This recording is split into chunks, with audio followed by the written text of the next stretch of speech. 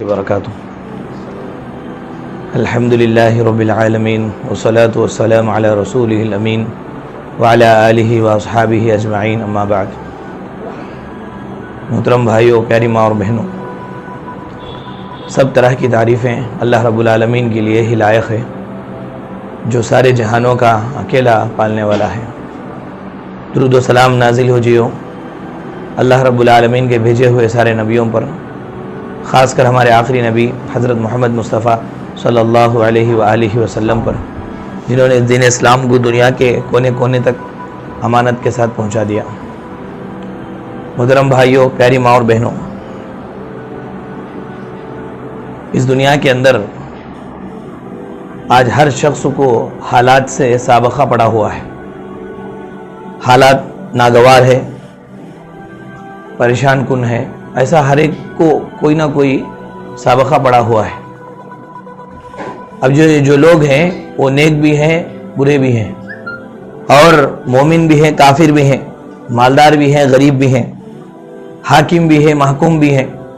اس طرح انسانیت جو ہے پریشان حال ہے۔ یہ پریشانی کے وقت میں ہم لوگوں کو ایک بات سمجھنا چاہیے، وہ یہ کہ اللہ تعالیٰ نے ہمیں یہ بات بتائی کہ دنیا ایک ایسی جگہ ہے جہاں پر مختلف قسم کے مصائب آتے ہیں۔ یہ دنیا جہاں پر مختلف قسم کے مصائب آتے ہیں، یہ کوئی جنت نہیں ہے، یہ دار الابتلاء ہے، آزمائش کا گھر ہے، اور یہ دار العمل ہے، عمل کا گھر ہے۔ اس کے اندر غم، پریشانی یہ انسان کا ایک حصہ ہے۔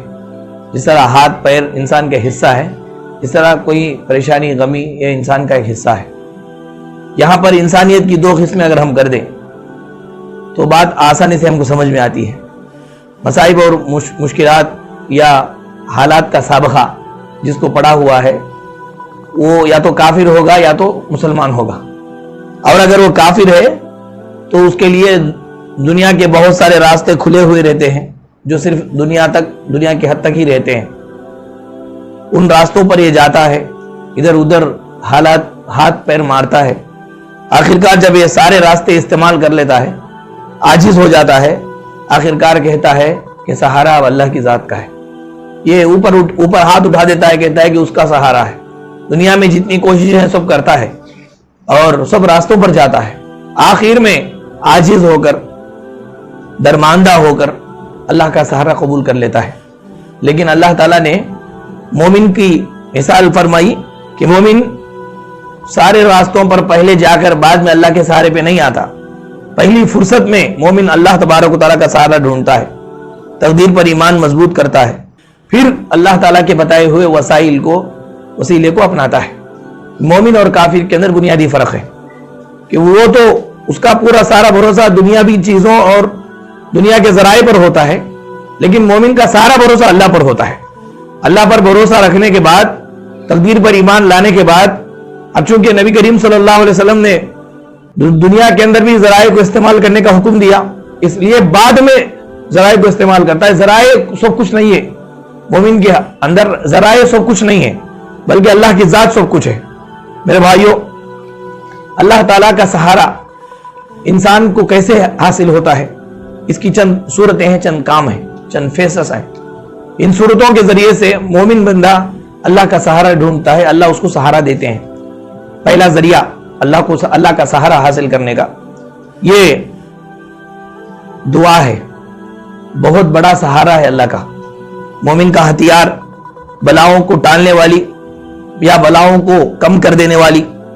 نبی کریم صلی اللہ علیہ وسلم نے ارشاد فرمایا، ان الدعاء ينفع بما نزل ومما لم ينزل فعلیکم الدعاء عباد اللہ۔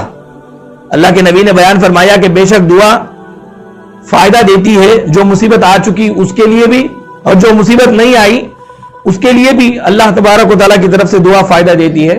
مومنوں، دعا کو لازم پکڑو، یہ بڑا سہارا ہے، مومن کا بڑا سہارا ہے۔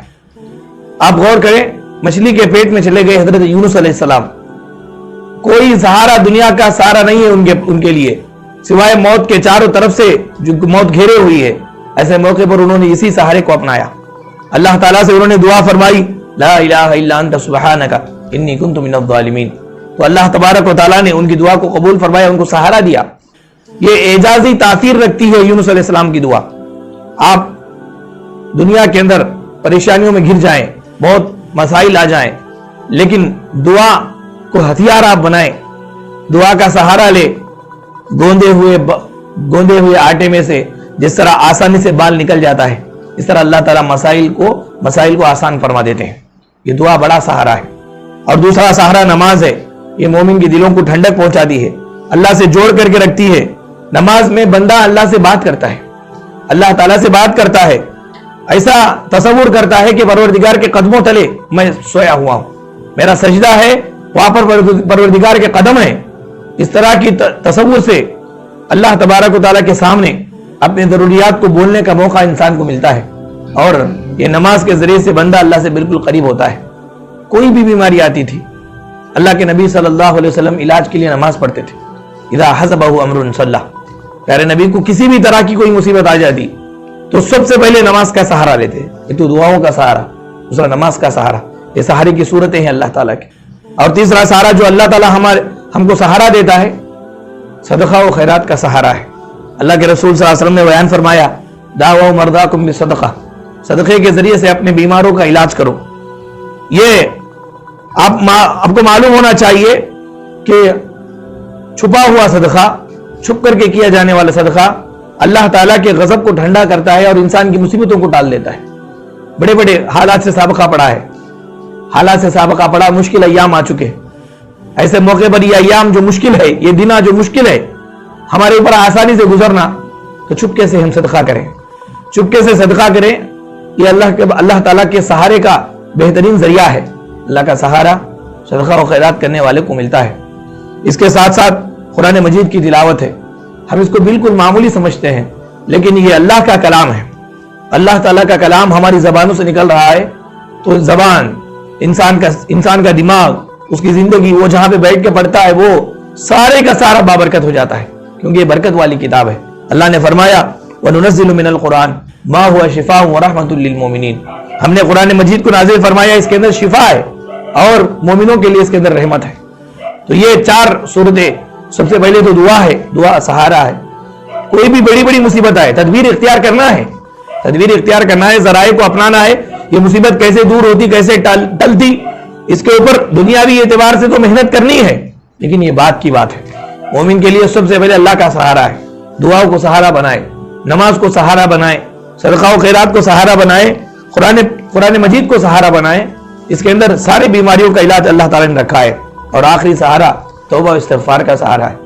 حضرت عمر رضی اللہ تعالیٰ عنہ کہا کرتے تھے، ساری دنیا میں قحط آ جائے تو میں بولوں گا کہ وہ سارے قحط کا علاج صرف اور صرف توبہ و استغفار ہے۔ اپنے گناہوں کی توبہ، معافی مانگے اللہ تعالیٰ سے۔ جس وقت معافی مانگیں گے اس وقت سے ساری مصیبتیں اور پریشانیاں انسان کی ختم ہو جائیں گی، دور ہو جائیں گی، اور خوشحالی اللہ تعالیٰ اس کو سہارا دے دیں گے۔ یہ 5 شکلیں میرے بھائیوں، پیاری ماں اور بہنوں، تقدیر پر ایمان ہمارا مضبوط ہونا چاہیے۔ حالات کی تناظر میں آپ دیکھیں، کوئی ایک سٹیٹس رکھا تھا، اللہ تعالیٰ کے بندوں سے بدگمانی تو نہیں کرنی چاہیے، لیکن حقیقت اس کے اندر کچھ نظر آتی ہے۔ سٹیٹس کیا تھا؟ عربی کے اندر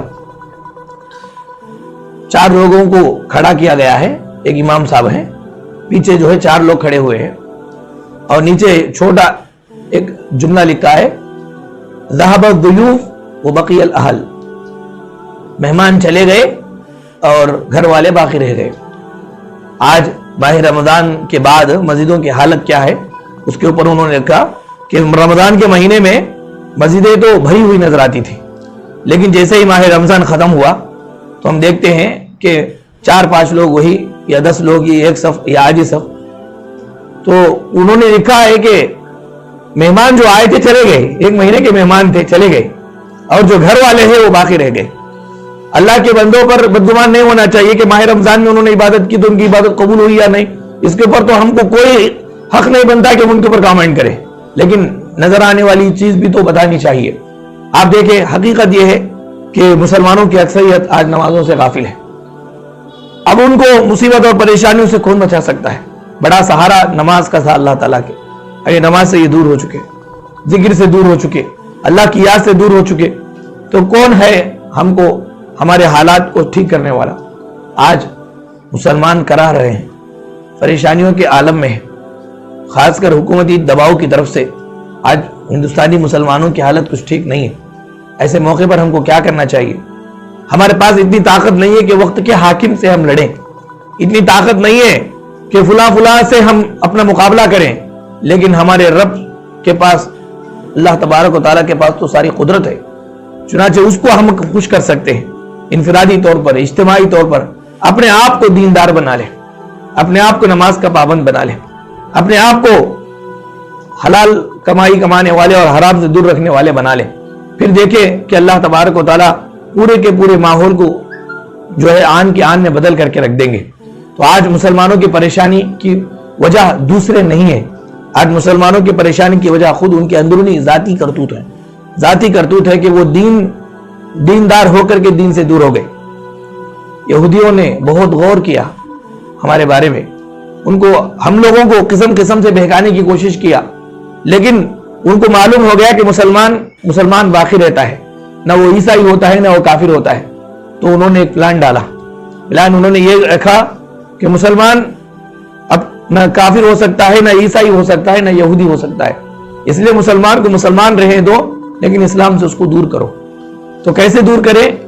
مختلف چیزوں کو لا کر کے اسلام کے جو مبادی ہیں، پلرز ہیں، یہ پلرز کو معمولی جاننے لگایا۔ نماز یہ پلر ہے، اسلام کا ستون ہے، اس کے بغیر انسان کی زندگی یا انسان کے دل کے اندر جو ایمان ہے وہ ایمان گر جاتا ہے، پوری بلڈنگ گر جاتی ہے۔ لیکن آج مسلمان نماز کو معمولی سمجھتے ہیں، موقع ملا تو پڑھ لیے، نہیں تو نہیں پڑھے، بعد میں اکیلے پڑھ لیے، قضا پڑھ لیے، اس طرح بالکل سوتیلا پن نماز کے ساتھ بڑھتا جا رہا ہے۔ حالانکہ مرض الموت میں ہمارے نبی تھے، موت میں 2 دن کے بعد اللہ کے نبی اب انتقال ہونے والے، تب بھی اللہ کے رسول صلی اللہ علیہ وسلم مسجد جا کر کے جماعت کے ساتھ نماز ادا کیے۔ آخر میں اللہ کے رسول کی زبان سے جو جملے نکلے، آخر جملے، اس کے بعد رسول دنیا سے چلے گئے، اس میں نماز ہی کا تذکرہ تھا، الصلاۃ الصلاۃ وما ملکت ایمانکم۔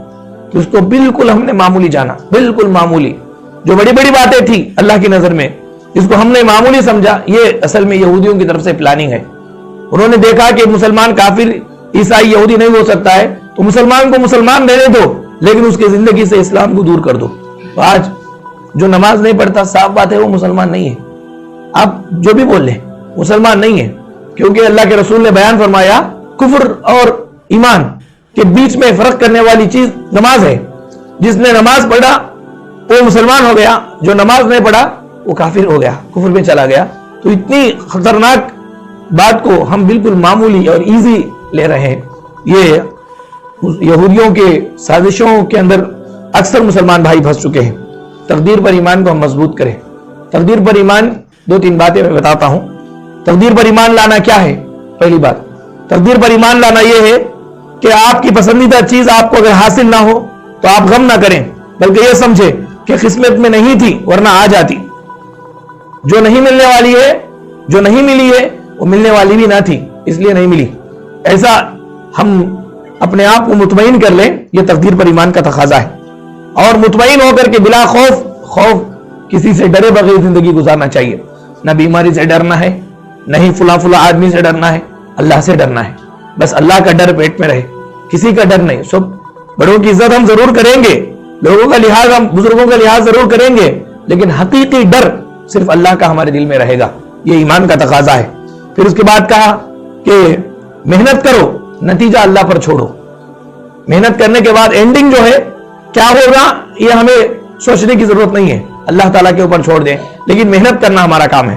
ہم محنت کریں، نتیجہ اللہ تبارک و تعالیٰ پر چھوڑ دیں۔ یقیناً ہم یہ سمجھ لیں دل کے اندر، بھلائی وہی ہے جو اللہ نے ہمارے لیے لکھ دیا ہے، جو اللہ تعالیٰ نے ہمیں دیا ہے وہی بہتر ہے۔ جو ہمارے پاس نہیں آیا وہ بہتر نہیں ہو سکتا، اس لیے نہیں آیا۔ جو بہتر تھا وہ آ گیا۔ مطمئن ہو جائیں، مطمئن ہو جائیں۔ اور ایک بات یاد رکھ لیں کہ آپ کے حصے کا رزق کوئی دوسرا نہیں کھا سکتا، آپ کی موت سے پہلے کوئی آپ کو مار نہیں سکتا۔ یہ تقدیر پر ایمان کے تقاضے ہیں۔ مسلمان کی سب سے بڑی ہمت تو تقدیر ہے۔ اللہ تبارک و تعالیٰ کی بنائی ہوئی تقدیر پر یہ مسلمان مکمل بھروسہ کرتا ہے، تو یہ مشکلات، یہ پریشانیاں، یہ حالات کا ناسازگار ہونا اس کے لیے کوئی معنی نہیں رکھتا، بلکہ وہ سمجھ جاتا ہے کہ جو ہو رہا ہے اللہ کی طرف سے ہو رہا ہے۔ اب اس کے اوپر صبر کرتا ہے، خوشی سے صبر کرتا ہے۔ ایک مومن کا عقیدہ اور ایمان ہونا چاہیے۔ اللہ تعالیٰ سے دعا ہے کہ رب العالمین ہم تمام لوگوں کو اللہ کے سہارے کو اپنا کر کے اللہ سے قربت اور اللہ سے قریب ہونے کے اللہ ہمیں توفیق عطا فرمائے۔ اللہ تعالیٰ ہمارے دنیاوی مصائب اور پریشانیاں اور جو بھی حالات ناسازگار ہیں اللہ تعالیٰ ان کو سازگار بنا دے۔ اللہ تعالیٰ امت مسلمہ کے ایمان کی حفاظت فرمائے۔ اللہ تعالیٰ ہمارے عصمتوں کی عزتوں کی حفاظت فرمائے۔ اللہ تعالیٰ مستقبل میں ہمارے لیے خیر کے فیصلے نافذ فرمائے۔ آمین وآخر دعوانا الحمدللہ رب العالمین۔ سبحانک اللہم و بحمدک، اشہد ان لا الہ الا انت، استغفرک و اتوب الیک۔